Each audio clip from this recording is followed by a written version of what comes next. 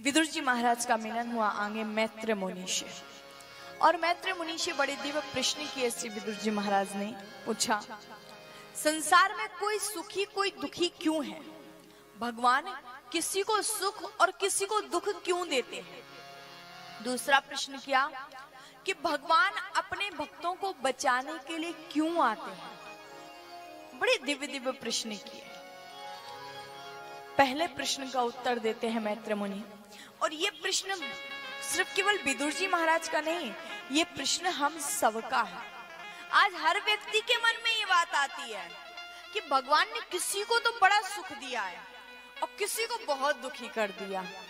अच्छा, सुख और दुख होता कैसे? हम लोग किस चीज से आकलन करते हैं सुख और दुख का? धन से। जिसके पास में अधिक धन है वो अधिक सुखी है, और जिसके पास में कम धन है वो कम सुखी है। अपितु को न काऊ सुख दुख करी दाता, निज कृत कर्म भोग शबो भ्राता। न कोई किसी को सुख देता है, न कोई किसी को दुख देता है। अपने कर्मों के कारण ही व्यक्ति सुख और दुख को भोगता है। हम जैसा कर्म करते हैं वैसा ही हमको फिर फल मिलता है। लेकिन हम लोग हैं कि हम लोग करते क्या है, हम सब दुख से प्रेम नहीं करते, सुख से सब प्रेम करते हैं। जब दुख आता है ना तो सब घबराने लग जाते हैं, ये दुख क्यों आ गया। जब कोविड आया ना तो सब की अरे पता नहीं कहां से कहां आफत आ गई। अच्छा भला हमारा काम चल रहा था, सारा काम धंधा बंद हो गया। लेकिन उसके बाद में अच्छा समय भी तो आ रहा है ना। धीरे धीरे वो सब कुछ खत्म होता चला जा रहा है। वो दुख की घड़ी आई, वो कुछ समय आया, लेकिन उसके बाद में सुख का भी तो समय आया ना। 1 वर्ष तक हम लोगों ने कथा श्रवण नहीं करी, लेकिन क्या वो कथा कभी सुनने को मिलेगी? नहीं, मिल रही है। वैसे ही अगर दुख हमारे जीवन में आया है तो हमारे जीवन में सुख भी आएगा।